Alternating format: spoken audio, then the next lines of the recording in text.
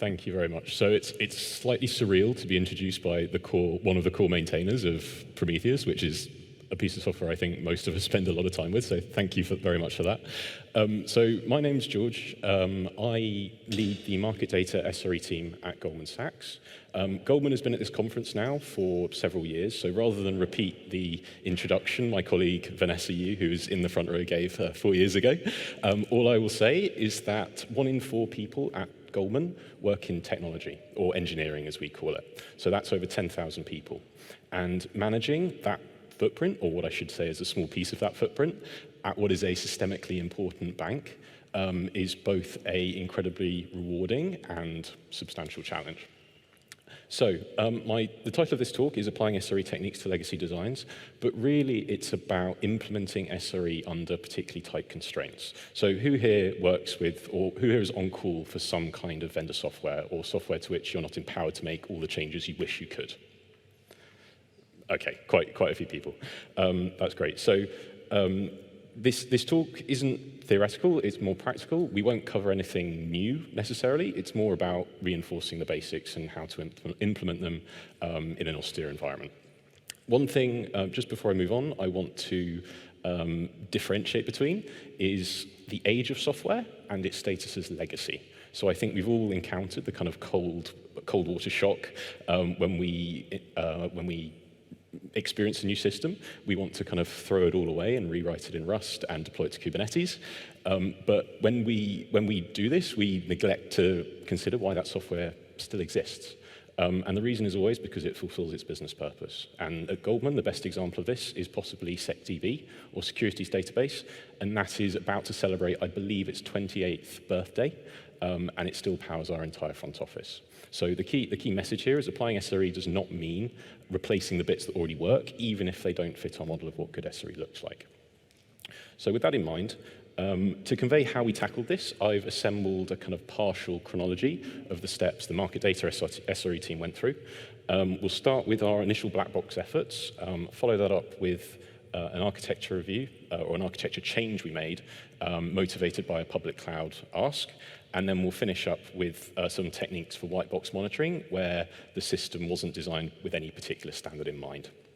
But before all of that, I'll just spend a minute or two level setting market data, because it's not exactly a common subject for this conference, or indeed for SRE in general.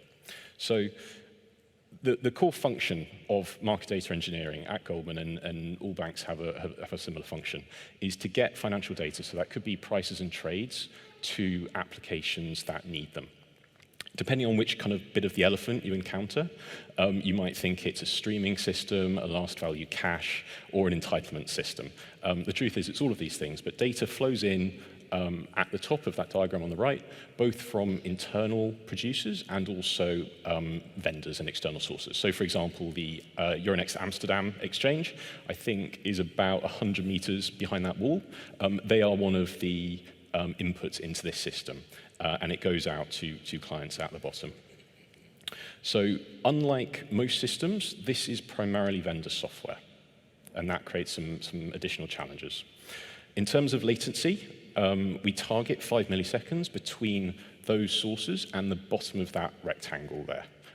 That's the kind of aim. Anyone with requirements lower than that, they tend to be physically located in a venue colo, and they manage their own market data. They don't need some of the features we provide. So for example, we are able to what's called conflate data. So normally streaming market data, the way it works, you get a image, it's called, of key value pairs, and then you just get sent deltas. But the rate of those deltas can be very high, depending on the exact symbol you're looking at, the stock, the index, whatever. So what we can do is collapse those deltas, and that means we can basically guarantee your application won't ever see more than, say, 3 ticks per second.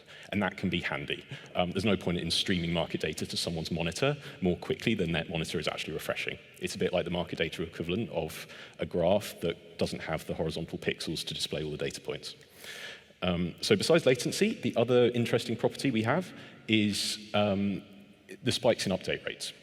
So during March 2020, there was huge volatility. That was particularly in the futures market, but more recently we've had it in interest rates. And that can mean this ticker plant, or across the entire platform, we can distribute 700 billion ticks at the access layer in a given day. So it's mountains of data.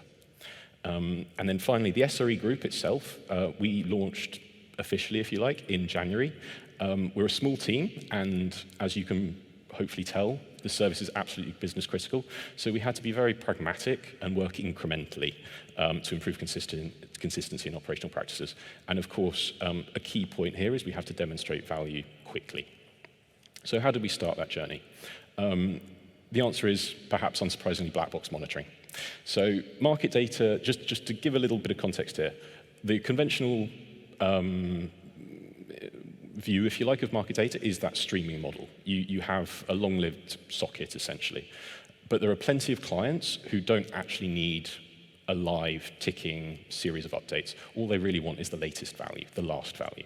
So we have this separate model, which is what we call a snapshot. And that's more a request response. It's not HTTP, but it's a request response. Give me the latest value for these symbols for these fields. So fields would be bid, ask, VWAP, those kinds of things. And we put that in a prober. So Prometheus scrapes the prober with some fields added via relabeling. The prober then uses our internal market data toolkit API. It's a library available in a couple of languages that abstracts all the market data access at the firm, which offers a few advantages, but I won't go into those today. And then our ticker plant handles sending that out to the source. It might not have to go to the source. The idea is it doesn't, but it will if it has to. So this is wonderful because, and I should say, sorry, we get whether it succeeded and the time it took, so availability and latency. And this is wonderful because it doesn't require any changes to the ticker plant or knowledge particularly of how it works. So we can set this up in a few days, and we immediately have end-to-end visibility of what we didn't have before. So these, in particular, the couple of the original wins were, we revealed a weekend outage. So market data is very business hours centric or exchange hours. So by monitoring this 24/7 for the first time, we picked up these things. That was fixed by tuning some failover and staggering weekend reboots. And interestingly, by using this client library, the market data toolkit I mentioned, in this way, issuing snapshots over and over again, that's not a common pattern. Most folks doing that kind of thing will actually use the streaming API. So by doing that, we uncovered a thread leak. So this was nothing we intended to find, but it was a side benefit of actually writing that prober. To be clear, MDT has existed for many years at Goldman. It's a very mature and stable library. It just hadn't been used in this way before, so that's how it had laid dormant for years. And then finally, it highlighted the impact of latency when we go to a different data center. So our data centers are relatively close together. All of this is on-prem, by the way, and on-prem means, in this case, our own data centers as opposed to the cloud. They're quite close together, but there are multiple RTTs involved in a given snapshot or stream. So that small number multiplied by a relatively large constant still shows up on graphs. And we were aware of that behavior, but we'd never quantified it before. And this has now given us data to help analyze the impact and fix it.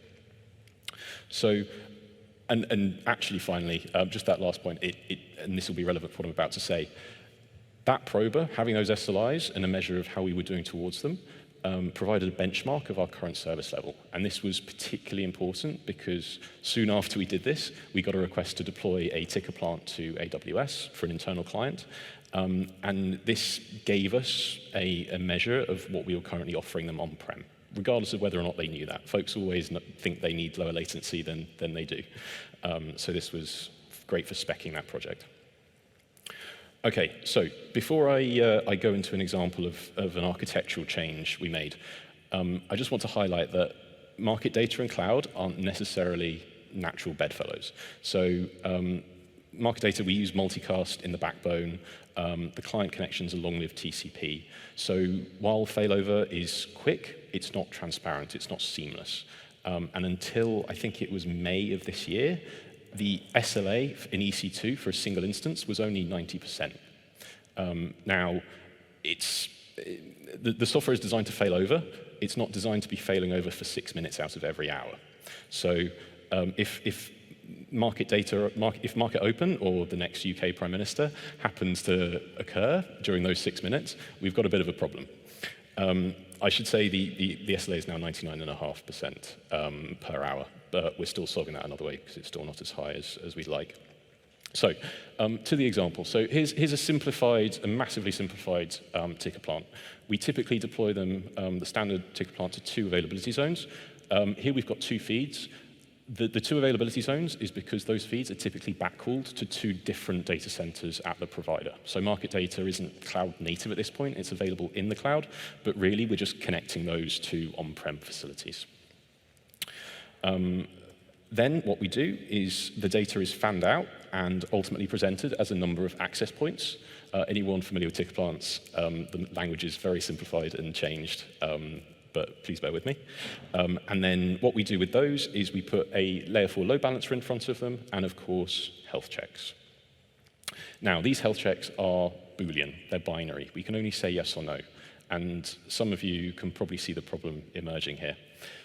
And that is, what happens if a feed fails in one of the availability zones?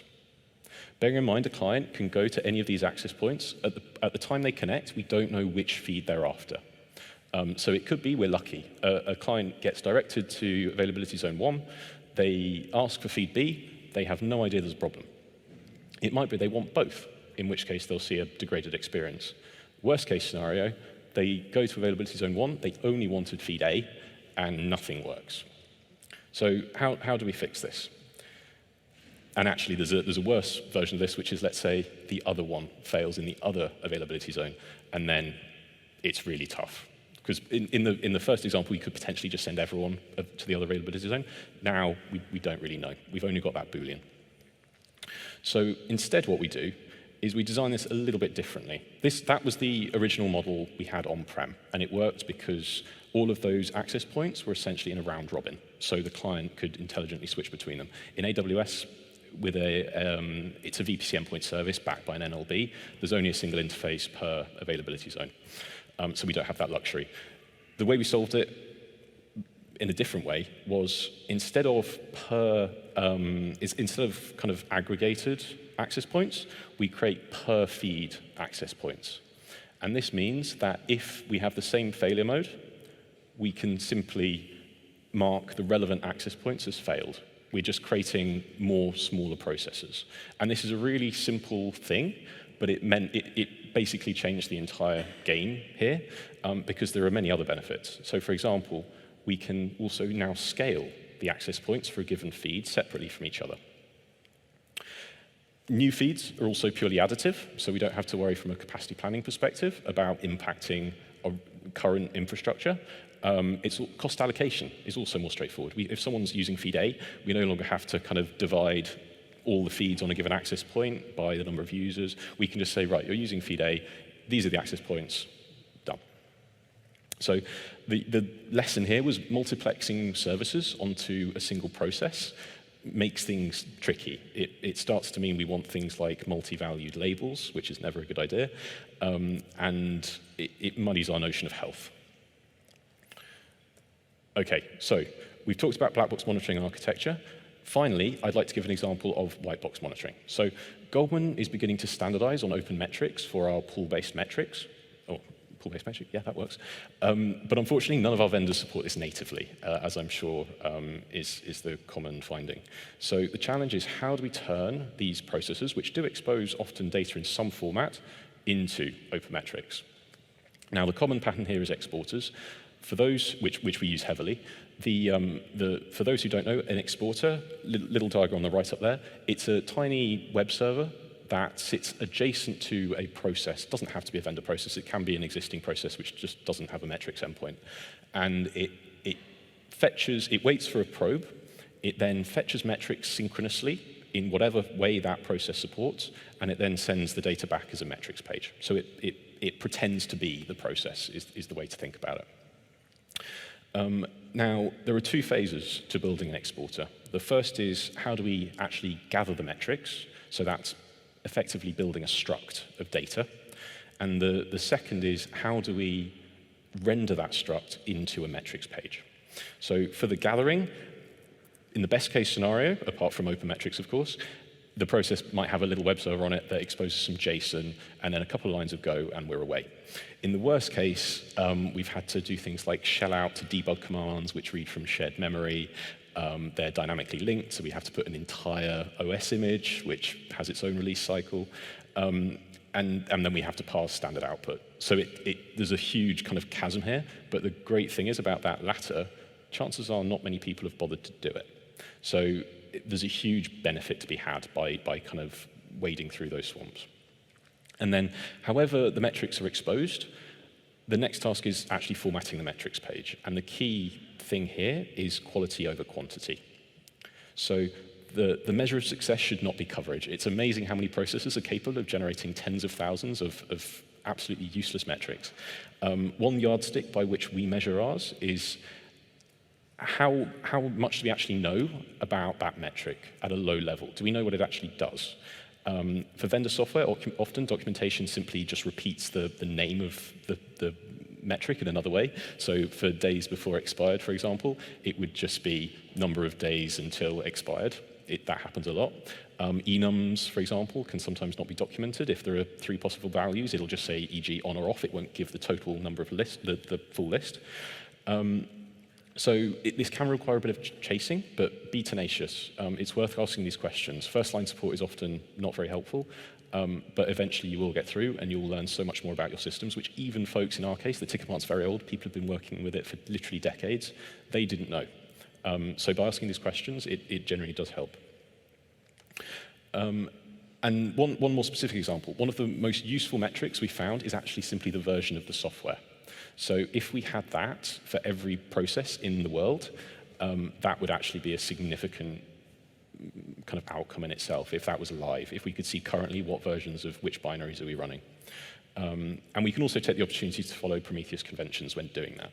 So slightly different example, that days before expired, we can turn what is a relative number of days into the Prometheus convention, which is the absolute number of seconds as a Unix timestamp. And that makes it easier to do the whole subtract time and make it easier to work with. It's definitely worth putting more metrics or putting more complexity in the exporter to get better metrics.